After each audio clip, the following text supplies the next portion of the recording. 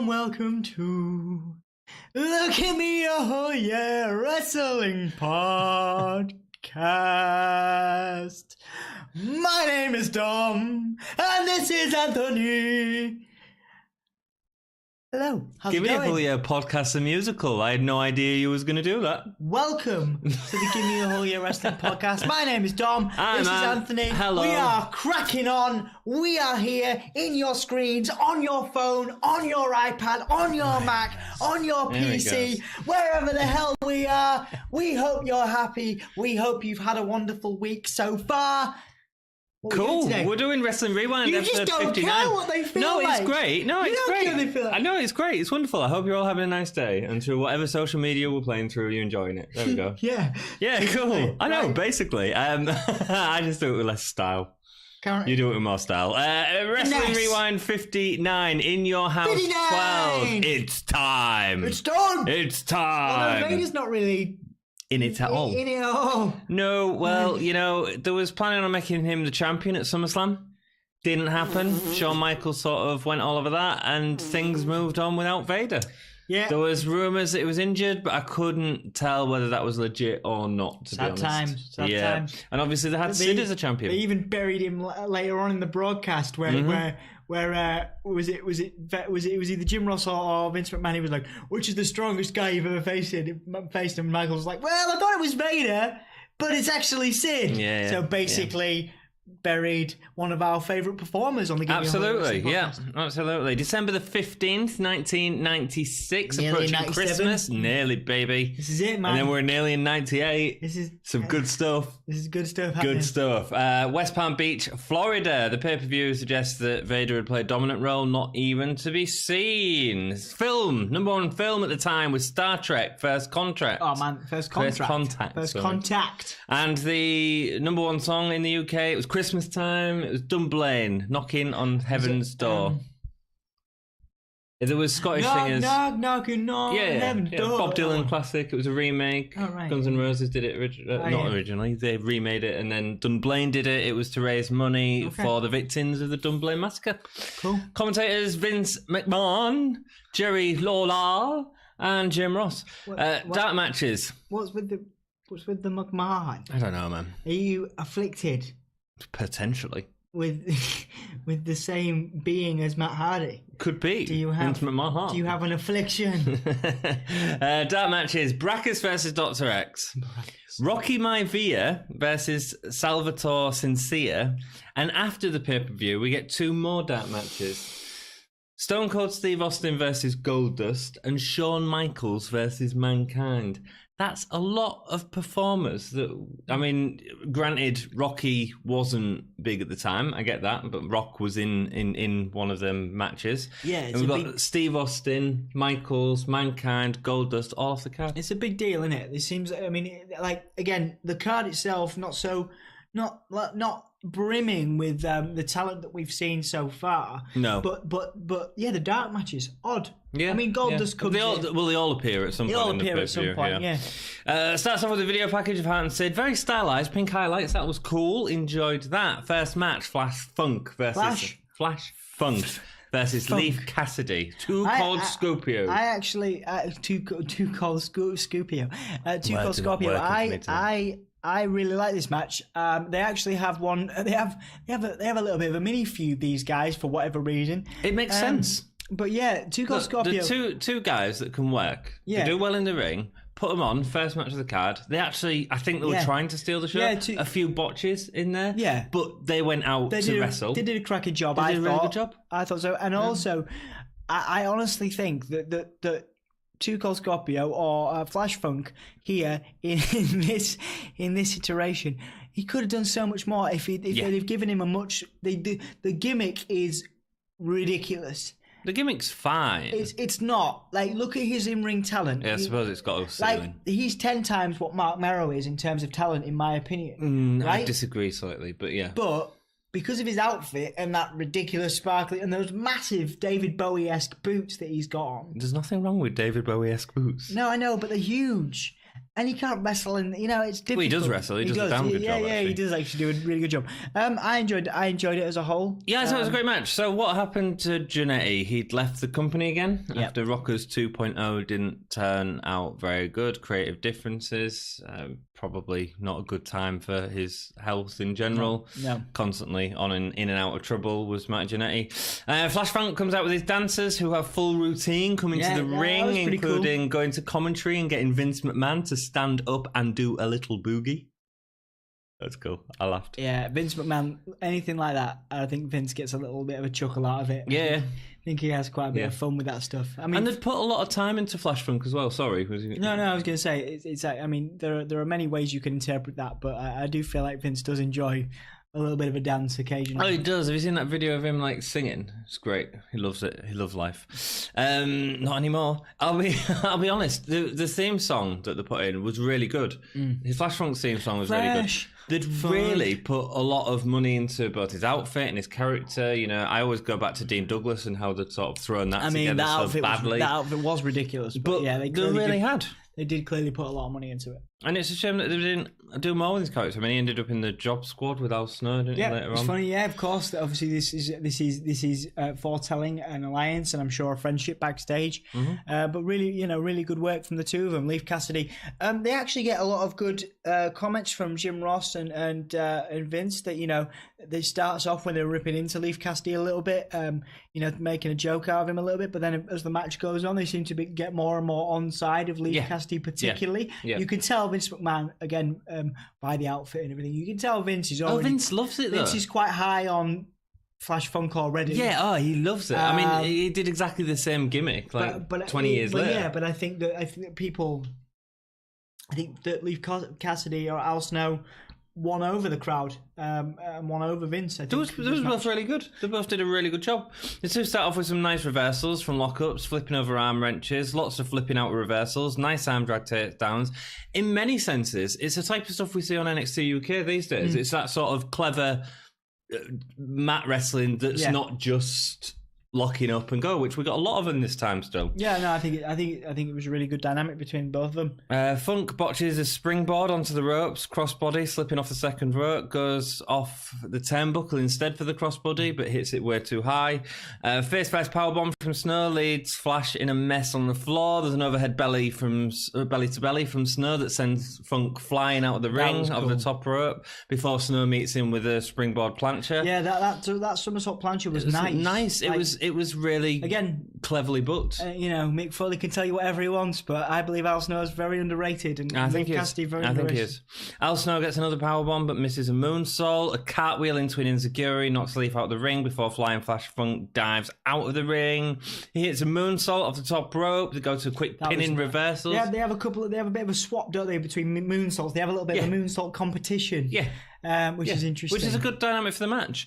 They go to the quick pinning reversals. That was a little sloppy at times. Yeah. Sort of follows through a little bit. But it did what it needed to do. It got the crowd really invested into the match, cheering both of them. And you wouldn't necessarily think from our perspective as wrestling historians, you wouldn't necessarily think, from our perspective that we would be saying this at this point in the card. We very rarely enjoy a first match. It's been a while since we've really enjoyed a first match. But I even with the botches, I think it was really good. I think it was a very good start to the card. Flash hits 450 splash for the win. Again, a move that we see these days, but back Ricochet, then, I believe, does it? Yeah, but back then, no one does. Do a 620 or something? Ricochet, maybe he gets another 3 flips in. Maybe I don't know. Maybe a 900. A 900. For the yeah. It's a decent match to start off the show. It is. You put two good workers in the ring that want to get over and use the time they've got.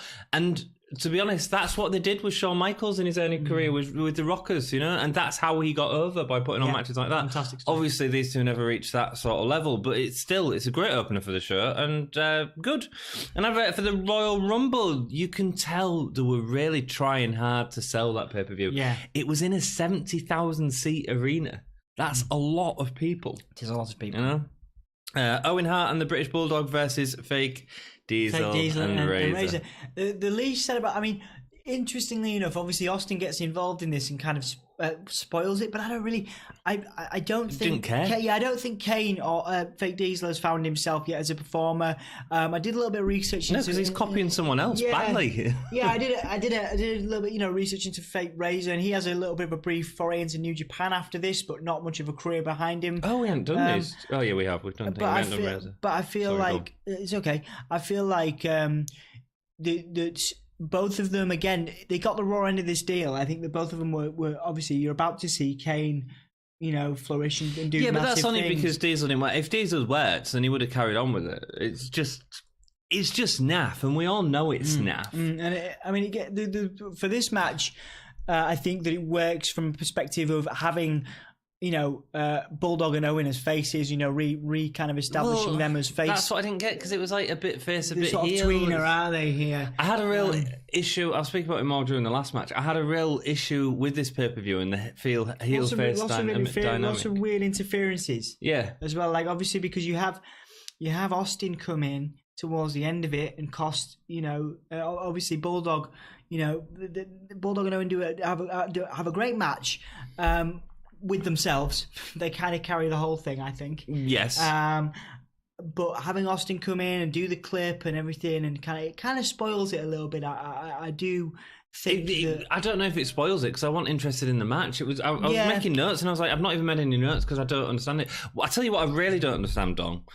Why wasn't this match Doug Furness and Phil LaFon? Yeah, from Survivor Series. There you go. We have a lot to say about those two in our previous video. You should check that out. Yeah, from the Survivor Series. You're right. Great. You're right. Obviously, it made all the sense in the world. There's also the AAA guys, the masked guys from. Well, they come in again. It's all about selling the Rumble. And it's an odd one, really. It is. I'm not entirely sure how I feel about it. It's rubbish. That's what it is. It's rubbish. Owen, also Austin comes in and attacks Bulldog. Owen just stands there. Yeah.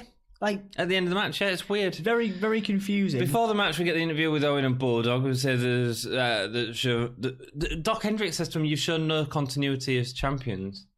I mean, that's a really weird thing for an interviewer to say anyway, like straight away putting him down, because of Stone Cold interfering. Stone Cold isn't on the mind, Owen says. They are only focused on this match. Owen Hart comes out, still making the most of that slammy, man. Oh yeah, incredible! I love that. You give Owen lemons and he makes lemonade. He makes a slammy award. He does, man. Absolutely. Bulldog's attention is more on if Austin will show up. Two masked men come down to take away from Owen and Fake Diesel. It's the AAA Cybernetico and Puree from AAA. I think puree, but puree, tomato puree. Right. Just making me hungry now. But I feel like it was very. It was selling the Rumble. Yeah, that's all it was. Very much selling the Rumble. I thought the end was nice. The heel kick by Owen after the the end was great. You've got Diesel. Razor trying to get the Razor's edge. When Bulldog and Razor are in the ring, Austin comes out. Bulldog hits a crossbody going for the pin, but as soon as he sees Austin, slides to the outside to attack him. Bulldog pins Austin down. There's officials pull apart. It didn't really add the distraction needed for the match. No. Like, I get where they were going with it, but it didn't impact the match apart from him just sliding out. This was all about Bulldog and Austin, and that's my problem, right? If this is about Bulldog and Austin, don't give me a Fake Diesel, Owen and Bulldog match. Just give me an Austin Bulldog match. I don't know quite what that was. Weird, man. Again, Fake Diesel and Fake Razor, to me, it's a pointless gimmick. I didn't care about them. I mean, obviously, I understand it as in they're trying to dig WCW.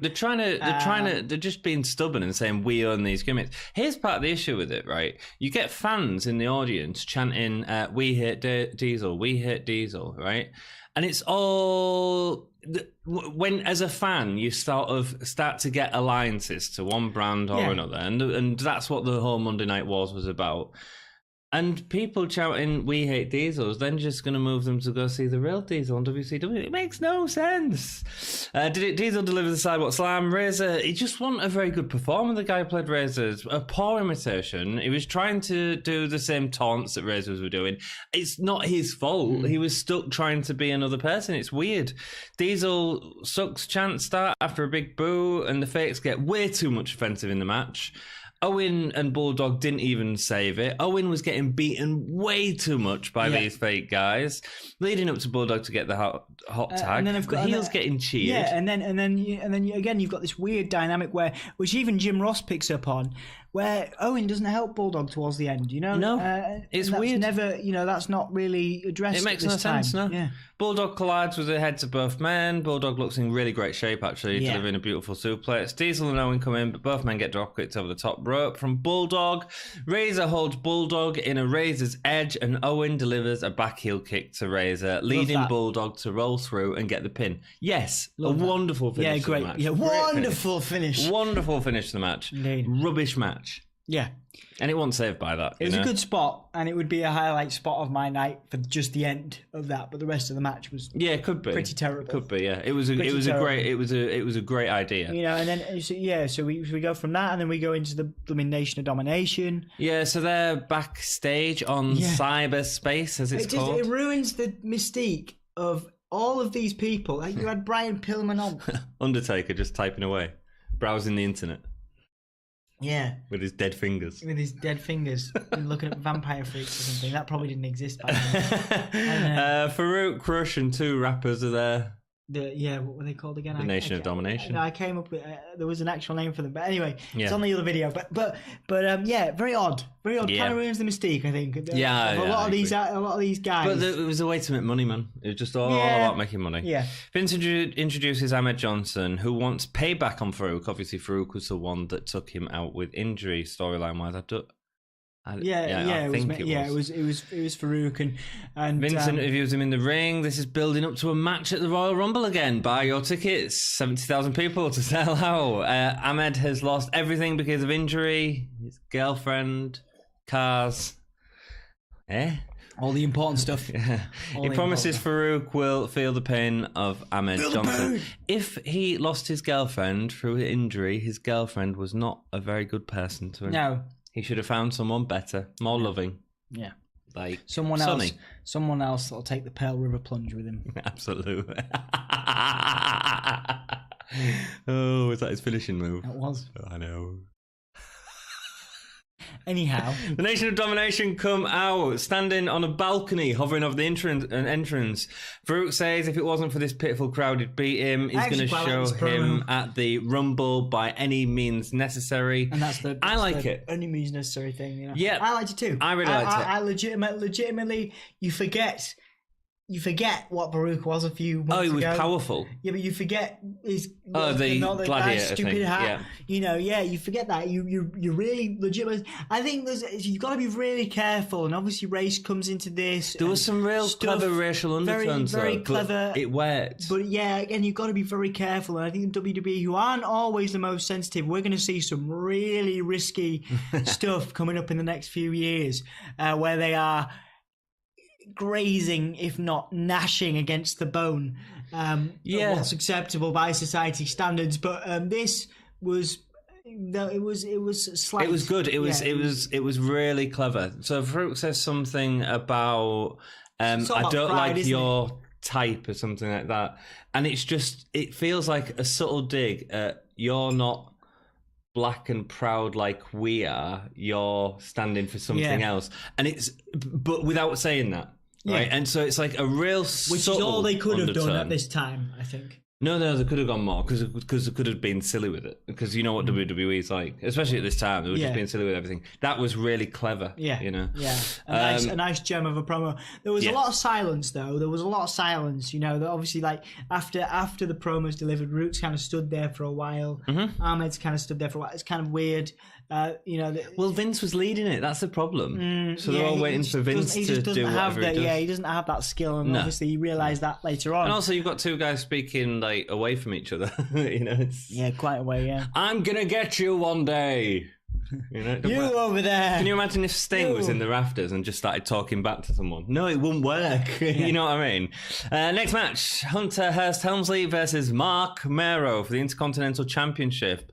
Starts off with a video package of Hunter and Mero. There is no bigger honour than being champion for Mero. We see them fighting over Sable and how Perfect has been involved. Also notable in this video package, I don't know if you heard it, they referred to him as Triple H. And it's one of the first times that they've mentioned Triple H, apart from the pay-per-view about a year ago, where Perfect sort of come out with it.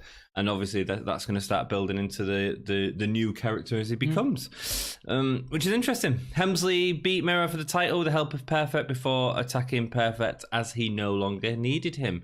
It looks like he's starting to get away from the punishment for the curtain call now. Yeah, you know, we're starting to get a little bit of attitude there. Yeah. Isn't it? I mean, there's new music. There's a lot of potential. Yeah, there's a lot of potential here that, you know, you kind of, this is a well-trodden path for these two now. They've had a lot of feuds and a lot of matches, but they still manage, and I must say it because, again, I'm not a great fan of Mero, but they still manage to create something solid, entertaining. Yeah. You know, as soon as Triple H comes out, there's a genuine vigor and you know, vitriol to Mero. He looks angry. He looks, you know, he planches Triple H straight away. He jumps out. He's all guns blazing. Yeah, you know? yeah. And that does it sort of amps up the feud, really. Yeah, it does. It really does. There's new music for Hunter as he comes down. It's no longer the boom, boom, boom, it's an operatic song. I don't know what song it is. I didn't research it. I should have done. Also, he's in a velvet trench coat, sort of changing up his look a little bit, so he's no longer sort of blue blood, more regal. Yeah. Not that there's that much of a difference between the two, but he's slowly moving away from that. I mean, it's more rugged, kind of, more William Regal early days. More of that kind of early days sort of. Vibe, rather than where the horse rider. They're signifying a kind of a more of an attitude for him. No pun intended. Yeah. Commentary is building up a 1-versus-1 of Sable and Jerry Lawler, and he can't wait for it. Helmsley backs away from. He gets a shoulder block real early on, and he like cowers away from him. Really good work. Triple H. I don't know if I'd say it now, but back then he could really sell, man. He can still sell, but I think he feels, you know, he's less practiced now. He's less, you know. Yeah, he could really sell back then. Yeah. And, you know, the two got it fast from the start. They're both great workers. Mero hits a back body drop out of the ring. When he goes for him, he hides behind Sable before a sucker punch. Helmsley rams Mero into the steps and tries to hit him with a chair. The commentary make out he was doing it to get disqualified, to keep the title. Always wish there was more of that from a cowardly heel. In fact, we don't even see that in WWE nowadays, do we? No, not really. It's weird, don't you think? Yeah. Like a cowardly heel, like Kevin Owens going to get the chair to get the DQ for the win to keep the belt, makes all the sense in the world. Indeed. You know? It does. I mean, you very rarely see it. No. I think Dolph Ziggler's done it a few times. Has he, or have you just wanted to say Dolph Ziggler's No, name? actually, I think he has. But also... Has it? Can you give me an example of that? I think he did it with... He did it with AJ Styles. No, he didn't. He did. No, he didn't. He did. No, he didn't. Dolph Ziggler didn't have a championship when AJ Styles was in the company. No, he did it when he was competing for the championship. No, he didn't. He did. You just wanted to say Dolph Ziggler. Just admit, you wanted to just say Dolph Ziggler. No. You just wanted to ruin our podcast with the name Dolph Ziggler. Well, stop saying Dolph Ziggler and move on. Okay, fine. Apparently, Vince calls out that we're having transmissions difficulties. It's not a good time for WWE, especially with WCW around. If there was having them difficulties on pay-per-view, like if I bought, you know, last year we watched All In, and there was a couple of technical difficulties. It run a little bit over, and it ended up having to cut really a match short, and it was a little bit disappointing, but it was bearable. Can you imagine like this, which was a pretty poor pay-per-view? You'd paid your money out. You got this pretty naff pay-per-view, and you couldn't even see half of it. Yeah. Plus, they had the other pay-per-view that ended up. It was another in your house. That ended up with blackout all the way. We've commented on Beware that before. Of Dog, I think it was. Yeah. And then Triple H gets the abdominal stretch thing that he always used to do at this point. Yeah, I hate holding that. the rope. Super boring. But the ref kicks his arm. The ref made it more interesting by kicking his arm. And then Hunter gets in L's face. L proper went up for Hunter. Proper backing him into the corner. Yeah. Looked like he was going to beat him up. Go on, L. Nice running knee lift from Mero, which sends Triple H into the air, followed by a standing head scissor takedown. Mero delivers a hurricanrana off the top rope. Mero goes for the wild thing, but Hunter pushes the ref into the rope, sending Mero tumbling. Mero hits a moonsault, but Hunter kicks out and ducks a clothesline, which hits the ref. That was nice. There was some good kind of last second moments in this match where you thought the end was coming, but it didn't. It carried on. You know, kind of legitimizing the two as good, you know, deserving of the title and the championship contendership. Absolutely. You know what I mean? Absolutely. Hunter gets the title and goes to attack Mero, but Mero gets out of it. A nice backflip and back leg takedown, the one that he did to Austin at King of the Ring that ended up busting his lip for a pin, but the ref's too slow to count because obviously being knocked out. Goldust comes out and takes out Mero and Hunter with the title on the outside of the ring. Mero manages to beat the 10 count to the win. It was a nice. I mean, I get it. I like having Goldust in there. Like I say, Mero gets in with the 10 count. But obviously having both Goldust having knocked them both out. Interesting way to use Goldust, given that they've clearly not. They didn't plan for him to use him on the card, only in the dark match. I understood it, and then Mero takes the belt. He gets a wild salt eventually. The wild man. Yeah, he goes in and does it to. I think it was a bit cheap. I don't think it was needed. I think these two are having a great match, and we've seen a lot of these two, and we've seen Goldust with both of these two. Yeah. Well, no, we haven't seen him with Hunter as much, and that's what he's moving on to. We do see it. Yeah, we do. Yeah, that's what he's moving on to. So we get the shooting star press. He takes the championship even though he don't win it. And then Goldust comes out again as Hunter's walking up the ramp and Hunter attacks him again. Right. So here's what I think about the match. I thought it was a good match. I thought it was very solid. Yeah, the two can always put on really good solid matches. I'll tell you my biggest observation. Mero was great at attacking. His offense was well beyond his years. It was really forward thinking. A lot of hurricanranas, head to the takedowns. Not a lot of people were doing stuff like that in WWF at this time. Hunter's selling is incredible in the match. Absolutely incredible. And he was always, whether he is now, he was always one of the best sellers in the game, no pun intended as well. But the Hunter's offense wasn't as good. So whenever Mero was attacking Hunter, I was really getting into the match. Then when Hunter was attacking, he didn't have the offense that he later had. Mero's very good at amping up it's part of his wild man gimmick, part of all this stuff he does, considering the end, whatever that is, disco fever. But Flash funk. It's good to get the crowd amped up and guys like Mero at this time were some of the best on the roster at involving the crowd. Yes, yeah, and like I say, I thought the match was great, and I just think when Hunter needed to work on his offense, it's a bit late now. But no, and he gets better. But at this time, when he was that abdominal stretching was just the worst spot. Yeah.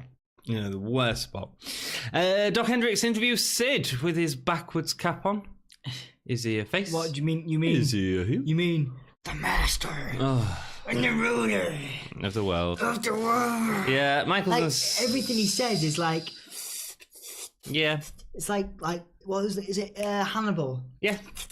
I'm fine with it. It just makes no sense. I'll talk about it a little bit more in the end of the match because I've got some real issues with Sid.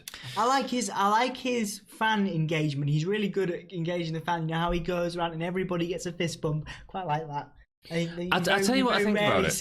You very rarely see that these days. Shawn Michaels is like, "Ooh, get off me," whereas well, when he was, to be fair, he'd go out there and he would slap the hands and everything. But then if he didn't want to be, he didn't want to do it, he'd be dead against it. Yeah, because he was playing a bipolar wrestler, but it actually doesn't make any sense. And I'm going to talk a little bit more about that when we get into it. So stick around for that. And if you're enjoying the podcast, if you hit subscribe, it really helps us out.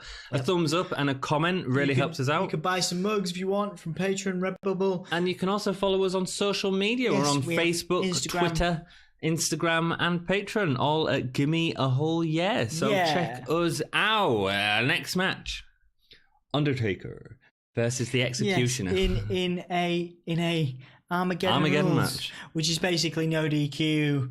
False. This is the end. What the blinking hell was that about? Right. So the rules of an Armageddon match it's the most confusing. We've seen some rubbish endings, right? Yes. We have seen some rubbish, pointless, confusing endings. This one, in the entire history of the Gimme a Whole Year Wrestling podcast, is the most weird and ridiculous. It's obscure. It's obscure that they put the stipulation on the match.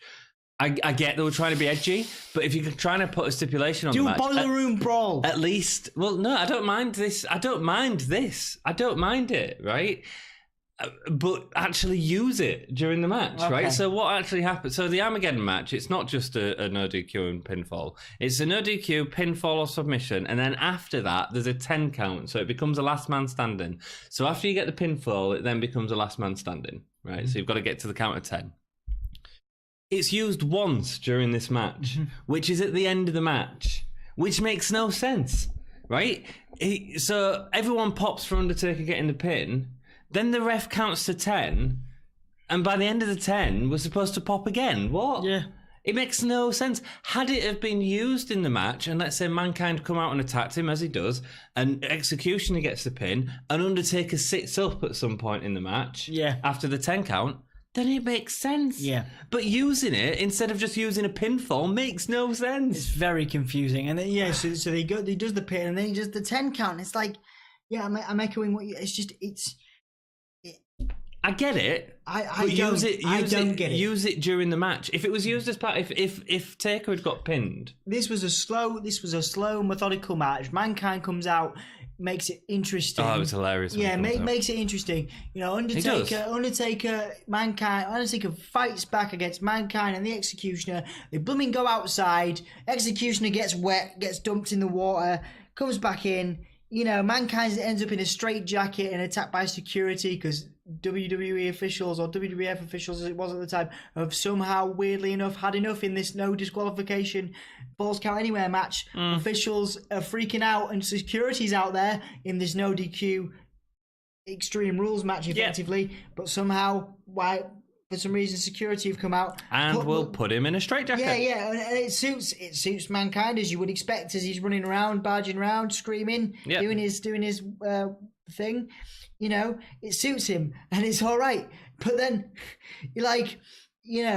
it's confusing and it's weird, and but it is the most exciting part of this match. Is when Mankind comes in. It's a slow, plodding match up until that point, up until they go outside, and it's just Undertaker beating up Executioner for a bit. Executioner gets one or two punches in. Lawler points out that if anyone was to come out, it wouldn't matter as it's no DQ. Bearer goes to use the end, but it doesn't have much effect. I don't understand why Bearer didn't get more involved in this match. Having three people beat down Undertaker would have been a more impressive visual. Mankind comes in to make the match more fun with the best entrance ever. Right, so he comes around the corner. Taker's just ripped open the crash mat to deliver a move onto the concrete. Mankind comes from round the corner, trips over the crash mat, falls flat on his face on the concrete. Like, dude, we understand, right? If the concrete comes out, Mankind is going to face plant it. But you don't need to come out on your... He just fell over. But I was peeing myself. I thought it was the funniest thing ever. He had to get the bump on the concrete at whatever cost. Yeah, Mick Foley's just like, concrete, the fight up the ramp, the fight through the in your house set. The banner gets taken out. But it's a bit naff, so it's Taker like, throws Mankind through the window. Sort of type texture, isn't it? It's just a banner, basically, an in your house banner through it. If it had been glass, it could have been really impressive, you know, if we'd had a barbershop moment again, with some sugar glass. Or an angle Shane McMahon moment. No, because they didn't actually get the right type of glass for that. Oh yeah, that's the point. Yeah, so it was like reinforced glass or something. And so when he did it and it didn't work, he was like, "Oh, do it again." And you're like, "Yeah." But they could have had fake glass like they had in sugar glass, like they had in the barbershop, you know. And that would have been a really impressive visualization, but it wasn't. Then he gets through the door. Taker attacks Executioner into the house, which sort of shifted the entire set. Yeah. I wonder. I like this bit, the whole backstage stuff. I love that. Yeah, man, it's cool. It was very attitude error. It wasn't as well as it has been done or will be done in later. I think the set was supposed to fall over at that point. I have a question because I don't actually know. In Your House 13, do they use the house? There is a stipulation coming up where they have it. They incorporate it in, but it's more like a backstage brawl type thing. You see, I wondered if it was their way of saying, right, this is the In Your House set gone, because I think the set was supposed to fall at that point. Yeah, but because they just sort of shifted it, they couldn't have then fallen. There is something coming up in a storyline. Right, cool. The straitjacket. I liked it. No, I didn't. I mean, why? It just seems a bit... It's Mankind. But it's not. Yeah, I get it. It's Mankind, but like. But I don't understand why the security are out there in a no disqualification. And they mace him. Yeah, all the way. Yeah, they're macing him while Undertaker and the Executioner go for a swim. Yeah, we see Executioner pushed into a pond outside, but we don't actually see Taker do it. It's very weird. It's quite funny though, as they're going up the steps to go outside, all the fans are coming out all the chasing arena. out. Yeah, that's great. Somebody's that's kicking off. Let's go. Yeah. Mankind. So then, so he falls into the pond, which is okay. I mean, I think it was supposed to be a bigger spot than it was. You know, you look at like Taker versus Mankind versus The Rock, and they have the whole spot on these sort of matches need a big spot like Absolutely. that. I mean, but it's not really. It served for comedic value when an Executioner took the tombstone and you see all the water. That's great. That is a great visualization, but I'll get onto it. I loved it. Yeah. So Taker goes back into the ring. Mankind meets him. We get sort of a little kerfuffle. It reminded me of Dustin Rhodes' face at the AEW pay-per-view when he's dripping the blood. Yeah, it's man. the same, except Great. with water. Executioner runs into the ring, tombstone, and it's dripping out of his boots as he's doing it. See, it's great. Really good. It's really good. He earned his paycheck with that one. Gets a pin. Wait for 10 count. He gets a pin, then 10 count. Weird. Anyway, Anyway, I'll say this. I will say this about the match. When you look at a card and it's got Undertaker versus Executioner on it, this was more fun than I expected. Yes, it was. You know, but it wasn't great. Yeah, it wasn't great.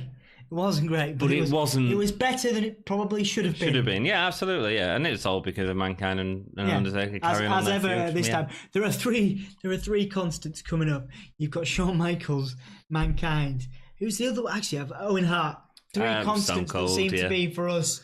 Yeah. That if they're on the pay-per-view, then something's going to be all right. Oh yeah. And if the rest of it isn't, bit naff. Yeah. Yeah. Something's going to be. Interview with Bret Hart. Doc says he respects Bret, but his actions are different to the normal Bret, brawling with Sid and Shawn, and we get to see the video package again.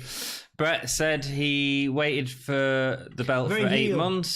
Michaels doesn't matter anymore. It's all about Sid. This reminded me of Jericho as well. Talk about AEW, the most recent pay-per-view. It reminded me of his heelish promo. He almost felt like he was saying that he was the best thing in WWE and everybody else was beneath him. Kind of in this promo, I thought it was very cocky. Was he heel? I thought it was very cocky and overconfident. Yeah, very Chris Jericho in AEW-esque. I thought.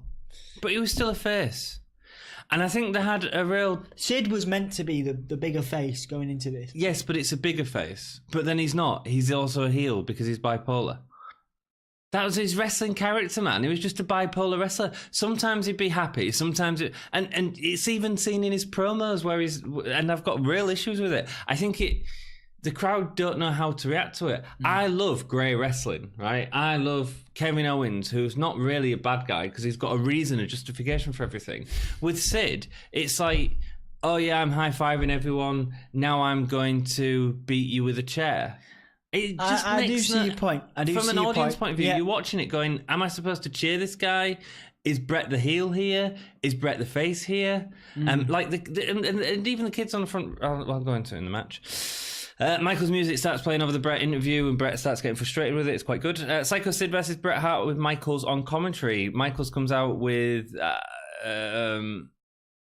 he had like wraparound shades and like black thing. He looks a bit like Edge. I quite liked his look. I thought it looked pretty cool actually. With his glowing locks. He gets onto the mic and says, "Yowza, yowza, yowza, yowie, wowie." Oh man, Michael's on commentary. He was having a go at Bret all the time. One thing that really he said. So like this is where you're like, hang on a sec. Yeah. There's some real stuff going on. You really here. didn't like him. Yeah. There's one that he says that I think is a bit too far. Yeah. He says, "All hail Bret, hail Hitman." Oh yeah. Which is a little similar to a certain... yes, yeah.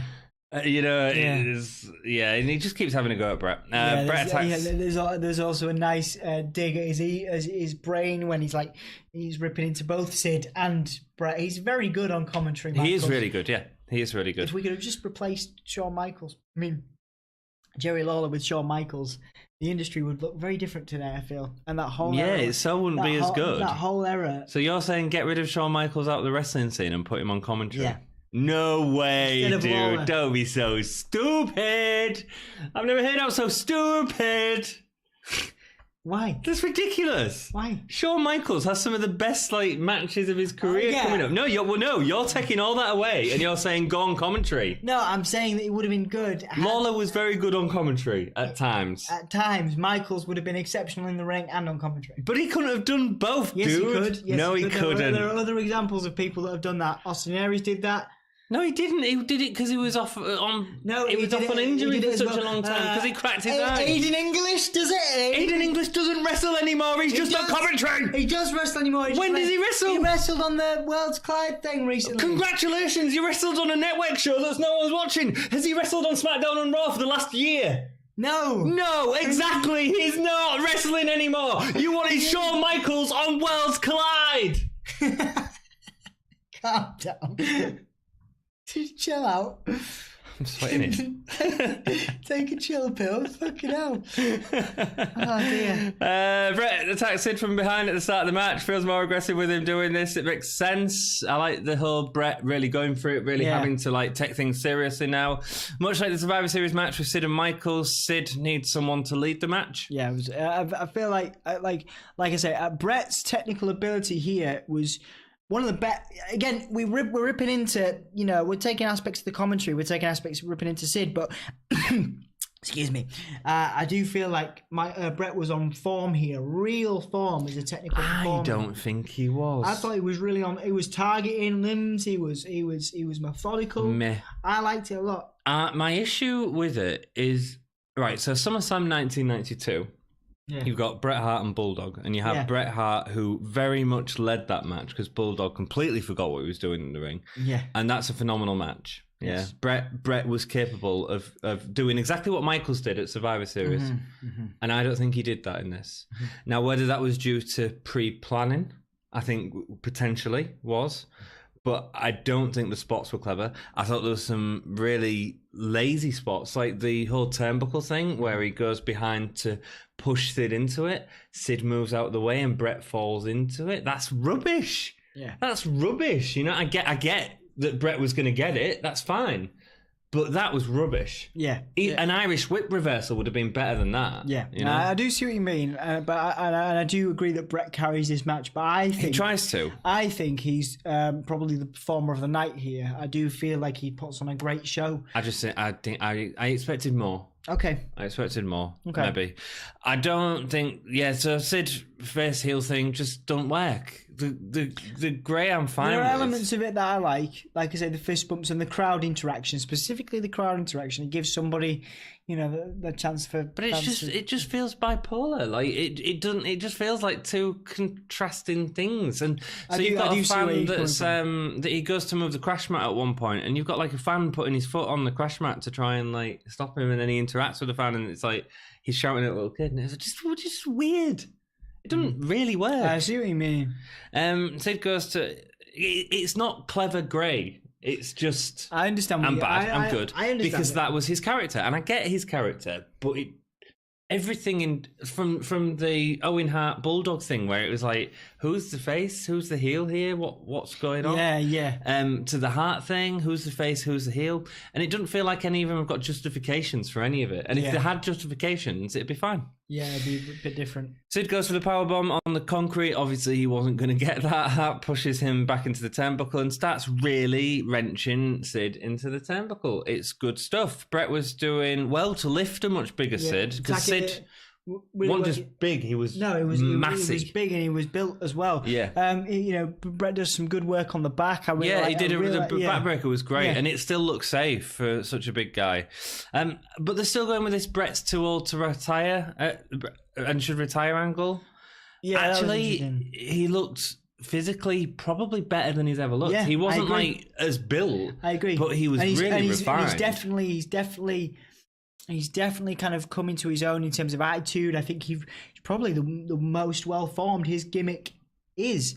And I believe it's about to get better. His heel stuff with Michaels as we get into Degeneration X and all that stuff. Well, it's the Austin heel turn that's incredible, really. Yeah, I mean, there's some incredible work, and I think it's the best of Brett's career.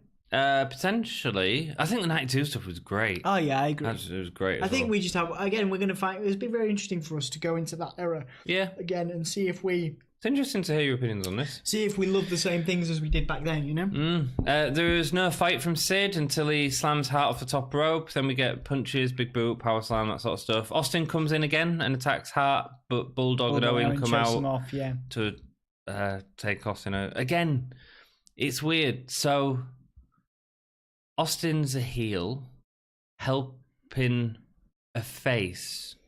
But he's got that animosity with the Hart Foundation, with get it, Bulldog, but he was still Owen. helping a face win the match. Do you get what I'm saying? I do. It's just too. I do. There's too much going on. All over the place. There's too much going on here. Obviously, we have Michaels and an interaction between Michaels and Sid coming up. We have Brett. Shawn Michaels searing animosity to Brett on commentary. Oh, big time, There's man. a lot all the going way through. on, and I don't necessarily think it needed the Austin interference. Well, yeah. So Sid gets back into the ring, and it's all about should Sid attack the leg? I'm fine with that. Yeah, I get that. I that works for the character suddenly. And then he didn't use it at all. No. So he goes, "Oh, do I attack the leg?" So they makes a point of it, so they know that that's part of the story, and then he just starts kicking him. Yeah, and you've even got Michael saying, I would attack the leg. You should attack the leg. You know what I mean? Yeah.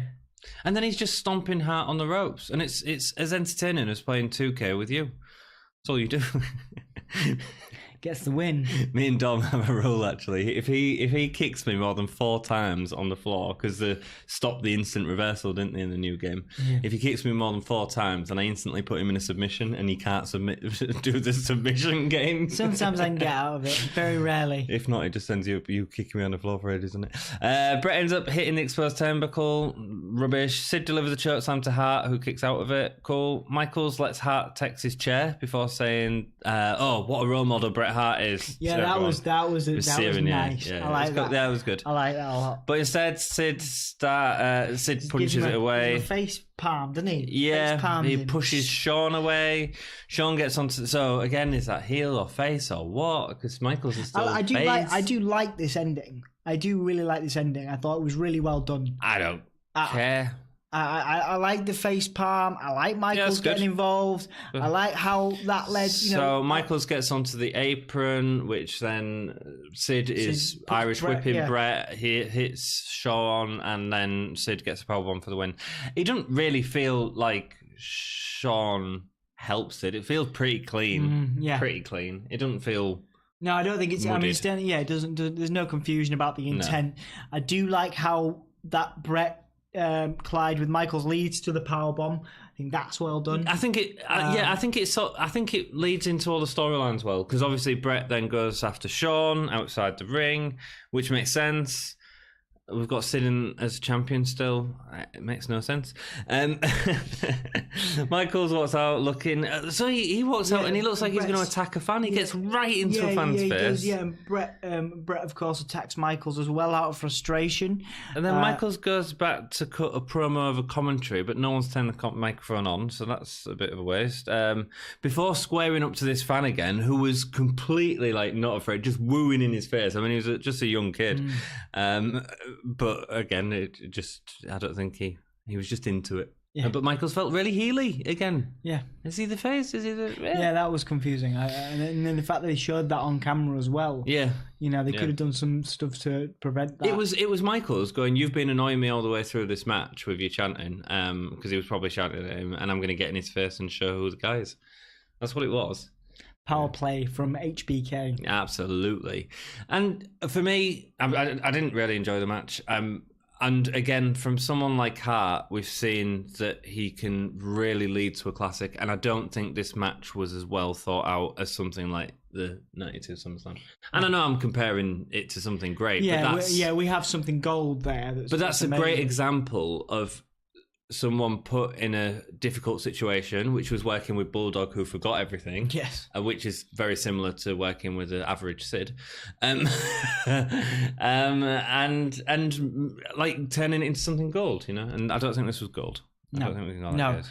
No. I like I said, I like the end, and I like some of I like Sean's work on commentary. Really liked it. It was good. Yeah. I know we disagree on the commentary thing, but I genuinely think Michaels was an incredible commentator. Yes. When he comes to do colour commentary. Oh yeah, of course he did. Well, of course he did better things. But yeah. Cool. Give me a whole stars for this pay-per-view, Dom. 2. 1.5. Nothing incredible. I was thinking about 1.5, and then I was like, there's a series of good spots. I like Mankind in the straitjacket. I liked Owen's heel kick. Though? I liked the end of Sid and Brett. Yeah. Cool. I liked the Leaf Cassidy Flash Funk match. That was a good match. So 2. Dude, honestly, right? So best match. As a whole, Flash Funk Leaf Cassidy. My best match was Mero versus Triple H. Like the 2 biggest undercard matches on there. Ended up being the better matches. And that speaks volumes for this pay-per-view. Performer, Brett, I'm going to say Matt Miro. Okay. I thought his offensive was really good and really far forward. Good, that's nice. Holy chip moment? For me, I've got 2. There's either the tombstone with the water dripping out was iconic, nice. Man. And I was that laughing. Was nice, I like that. Oh, Mankind's entrance where he just face plants concrete. I think because I would say the tombstone. If you want to say Mankind, do you want to say Mankind? I don't know. There was some good stuff in the Flash Funk match. There was a 450 splash. The 450 splash is great. Good, yeah. To see, so good for them. Rock and roll. Thank you so much for joining us. Keep it gay. We will see you soon. We hope you've enjoyed our podcast. Please look back on our other videos. If you're enjoying what we do, obviously check out the NXT UK present day stuff that Anthony and Ollie do. They've also been doing some really cool fantasy booking stuff, which is fantastic. Did you watch the Goldust one? Yeah, I did. I really liked it. Thanks, man. Did you? Who booked it better, me or Ollie? It's a weird one. I think Ollie booked it better. What, with Finn Balor? I like the Finn Balor stuff. You prefer Finn Balor to? It was good, actually. It was good. I thought I had that. It was really well thought out. I thought I had it. You both really good. Well, no, I did the Velveteen Dream thing, which is like but that was great. But we've talked about that. Yeah, I know. That would be what I didn't expect him to come up with the half face paint stuff. That was clever. And the rising from the ring and the promo where they're like Dustin's like on the. It's gold dust. I liked all that. Yeah, really well good. Done. He did a really good job. He did a really good job. That. One day I might let you. Do stuff Thank you so much for joining us. You have been awesome. We have been all right. We'll see you next time. Keep it gay.